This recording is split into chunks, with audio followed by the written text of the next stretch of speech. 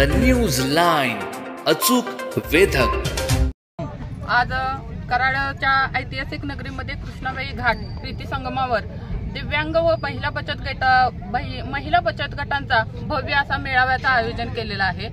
हा मेळावा जो आहे जिजाऊ संघच्या वतीनं घेण्यात येत आहे आणि या मेळाव्यासाठी ज्यांनी आम्हाला सहकार्य केलेले आहे असे मार्गदर्शक रणजित पाटील नाना यांचं या मेळाव्यासाठी खूप असं योगदान लाभलेलं आहे।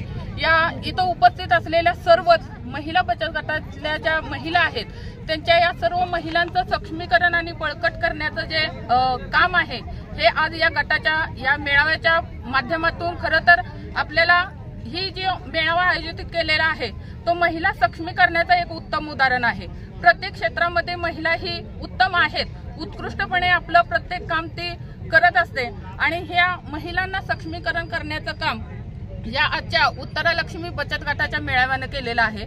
या बचत गटाच्या मेळाव्यामध्ये सहभागी सर्वांच्या वतीनं आमच्या सीआरपी आणि जिजाऊ संघाच्या वतीनं पुन्हा एकदा कौतुक करते आणि या मेळाव्याला उत्तम असा प्रतिसाद सर्वांनी मिळून द्यायचा आहे आणि सर्वांनी इथं उपस्थित राहून खूप प्रमाणात भरपूर खरेदी करा आणि आमच्या सर्व महिलांना उत्तम असा प्रतिसाद द्यावा ही तुम्हाला नम्र विनंती।